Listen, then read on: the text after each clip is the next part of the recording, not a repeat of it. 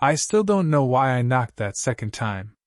The first one had already echoed through her hallway. I could have turned around, made it back to my car, told myself it was just a favor, nothing more. But I didn't. I stood there, hands awkward in my pockets, heart louder than it should be, and waited. She opened the door barefoot, in one of those soft cardigans that hangs off the shoulder a little. Not on purpose, she never tried like that. That's what made it worse. Or better. I haven't figured that out yet. Hey, she said, half smile forming, eyes a little tired. You didn't have to come all the way. I was nearby. I lied.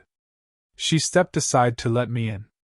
Her living room smelled like jasmine and something warm, like she'd made tea an hour ago and forgotten it. The light outside was fading, the kind of golden that turns people's skin softer. She looked like a memory I hadn't made yet. Is it broken? I asked, pointing to the old lamp she texted about. Just the switch, I think, she said. But I didn't want to force it.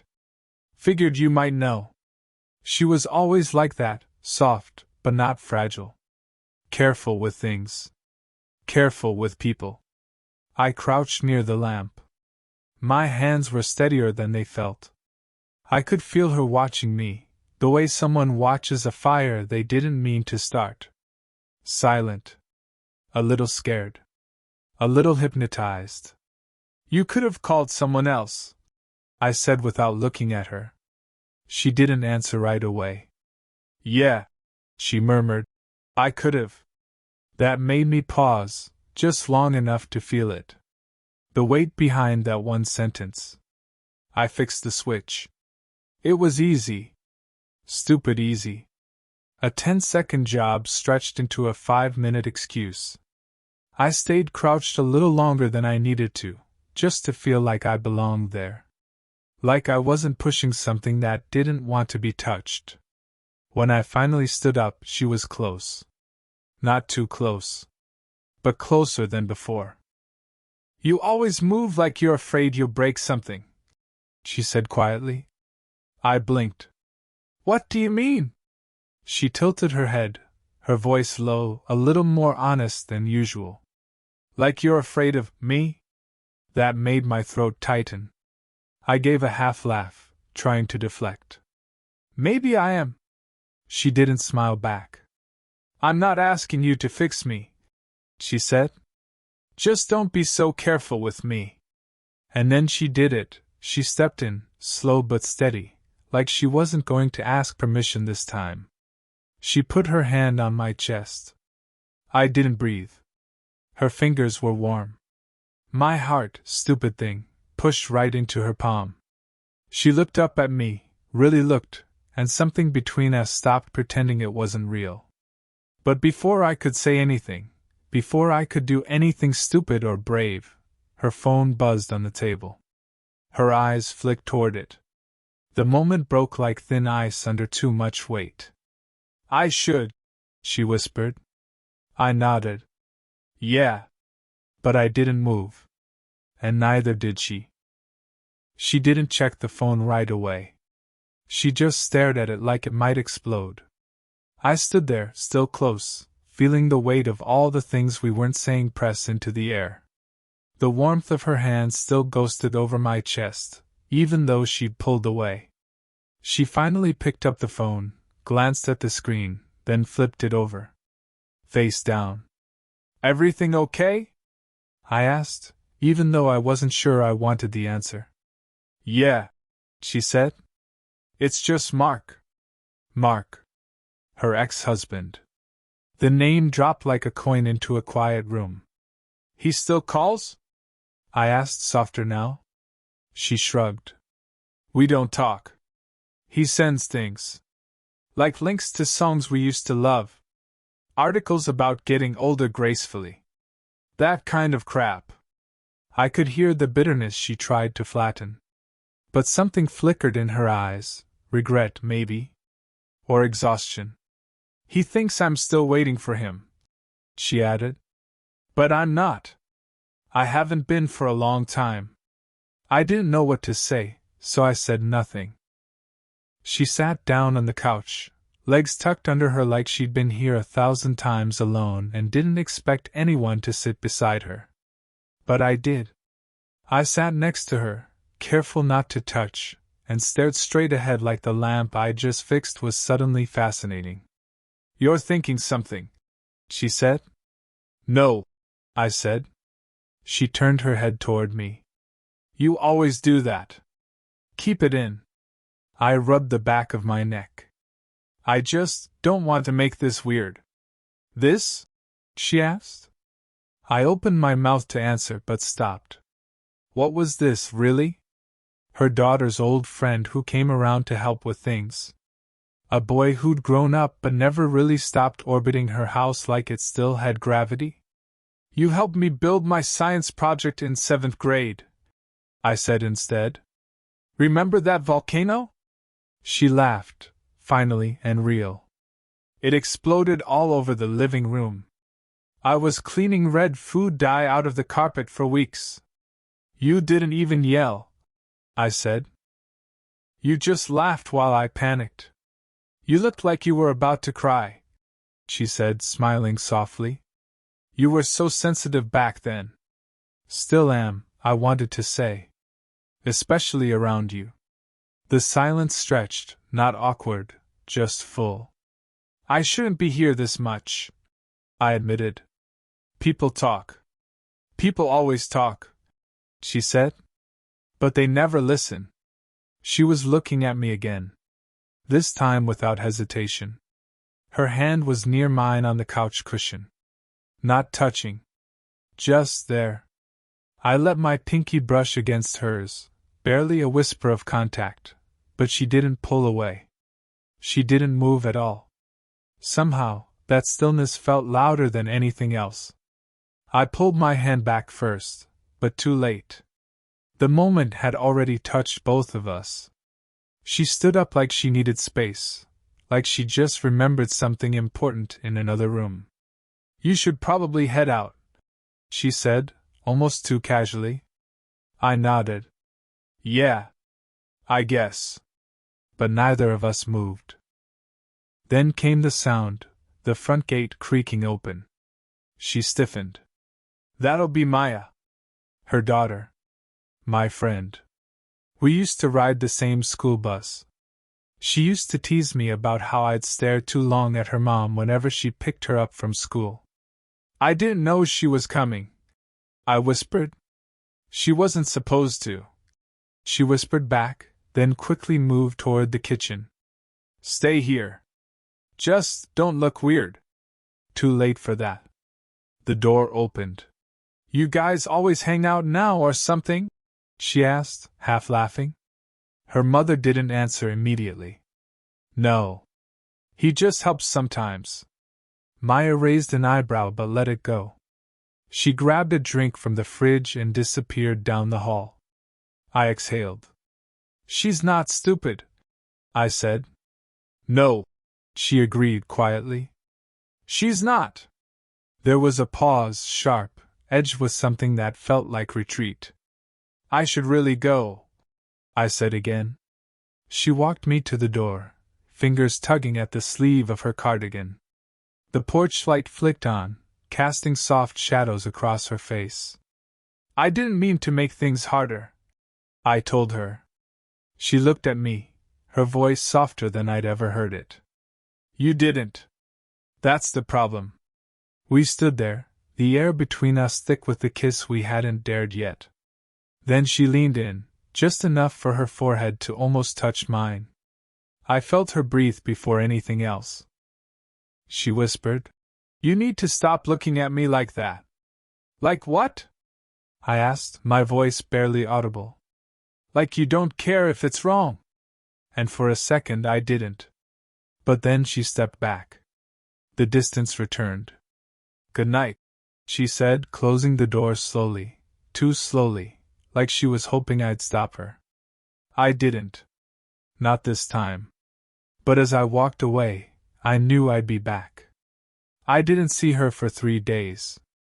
I told myself I was giving her space, but the truth was simpler. I was scared. Scared I'd already gone too far. Scared I hadn't gone far enough.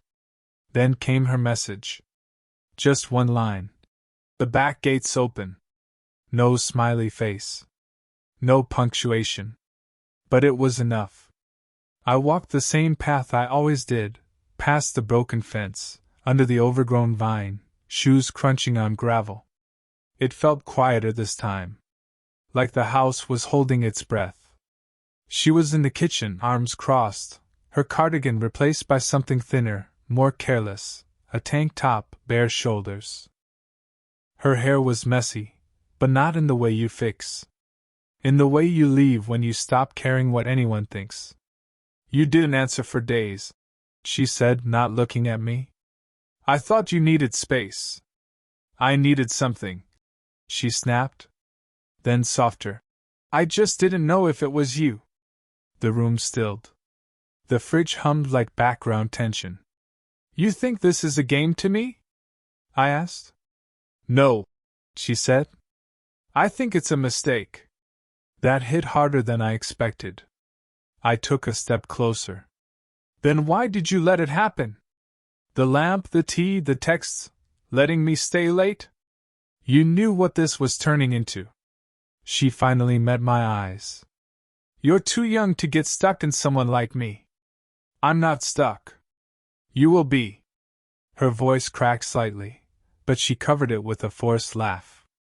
You think this is romantic, sneaking around, pretending it's complicated when really it's just wrong. It's not wrong, I said. It's just real. That silenced her. I kept going. You think I don't notice how you breathe differently when I stand too close? Or how you wait by the window when I leave? You think I don't know you want this too? Stop, she whispered. But I didn't. You told me not to be so careful with you. I've been trying. But every time I do, you pull away. She turned around, gripping the counter like she needed something solid. I'm scared, she finally said. So am I. She looked over her shoulder. I'm not supposed to want you. But you do. She turned fully now. The space between us was tight, electric. Her eyes were glossy, her jaw set. I hate how much I wait for your name to light up on my phone, she whispered. I hate how I notice the way you smell. I hate that I look for reasons to need your help. I moved in. Then don't lie about it anymore. She didn't back away. I reached out, slowly, fingers brushing her wrist. She didn't move. Didn't flinch. Her breath hitched. Then came the knock at the front door. We both froze. Another knock. Louder this time. She whispered, Don't answer it. I didn't. But neither did she. The knock came again, sharper this time. Like whoever it was didn't plan on leaving. She stepped back, breath unsteady, eyes darting toward the hallway.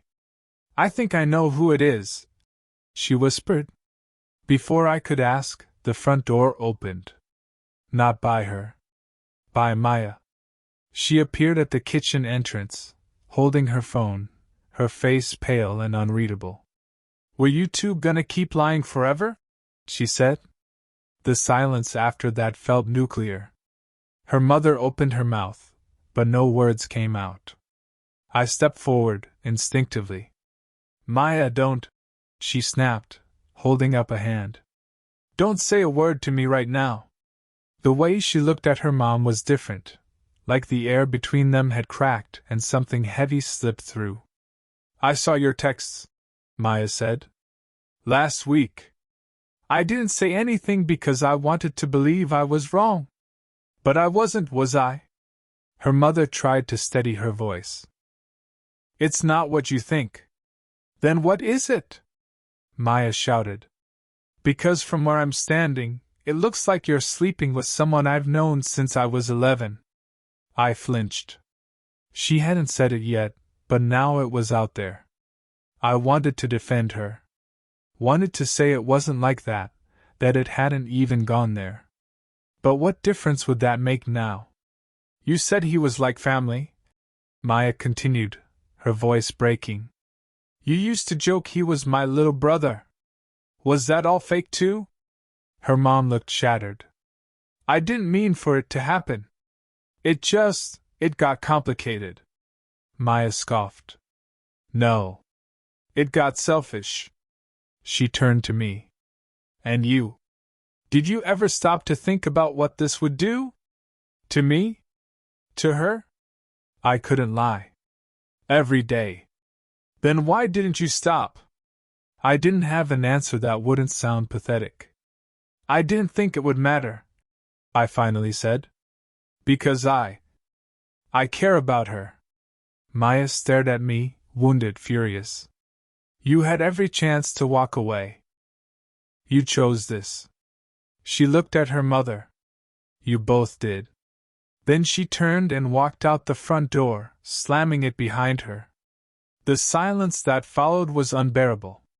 Her mother stood there, arms crossed over her chest like she was trying to hold something in. Anger, grief, maybe regret. She'll never forgive me, she whispered. I walked to her slowly. Maybe not now. But maybe someday. She looked up at me with wet eyes. I didn't want to hurt her. I know. And I didn't want to fall for you. That broke me a little. Then tell me you didn't, I said. She didn't. Instead, she took a step forward, placed her hand over mine, and held it like someone clinging to the last bit of warmth in a collapsing house. We didn't speak for a long time. She just held my hand like it was a lifeline, not romantic, not seductive, just real. Her grip trembled slightly, like her body wasn't quite in agreement with her mind anymore. I feel like I wrecked something that was already cracked, she said softly. You didn't wreck it, I said. You just stopped pretending it wasn't broken. She pulled away then. Slowly. Not cold, more like someone peeling off a layer of skin that had grown too tight. I have to talk to her, she said. Alone. I nodded. Of course. You don't need to wait for me. But I stayed. I sat on her porch step while she paced inside, phone to her ear, voice rising, then softening, then rising again. I couldn't hear the words. But I could feel every single one. By the time she came back out, it was nearly dark. Her eyes were tired. Her mascara was gone. She said she's not ready to talk to me yet, she said. But she will. Eventually. I stood up. That's something. She nodded, then shook her head. I think I needed this, all of it. The confusion. The tension. You. I didn't know where she was going with this. And part of me didn't want to know. I used to think I was done, she continued. Done with love. With mess. With feeling that, alive again. I thought that was something you grow out of. I swallowed hard. You don't grow out of needing to be seen. Her eyes lifted to mine, and for the first time, I saw all of it, the years of being someone else's second thought. The buried ache. The part of her that wanted to be chosen and never was. You made me feel seen, she whispered. And I'll never forget that. My chest tightened. So what now? She hesitated. Looked at the night sky. The porch light flickered above us. I don't know, she said. But I don't want to keep hiding. Not from myself. Not from her. Not from you. I stepped closer. She didn't move away. I don't care if people talk, I said. I care if you stop looking at me the way you do. She smiled then, faint but full. I can't promise this will be easy. I'm not asking for easy. And I can't promise I won't push you away again. Just don't let me go when I come back. Her hand found mine again. Warmer this time. Steadier. Stay, she whispered. I did. We didn't kiss. Not that night. Maybe not even the next. But something had shifted. We weren't pretending anymore. We were in it now, whatever it was, together. It didn't happen all at once. There was no big dramatic kiss in the rain, no grand speech in front of a crowd. Just little moments, slow, steady things.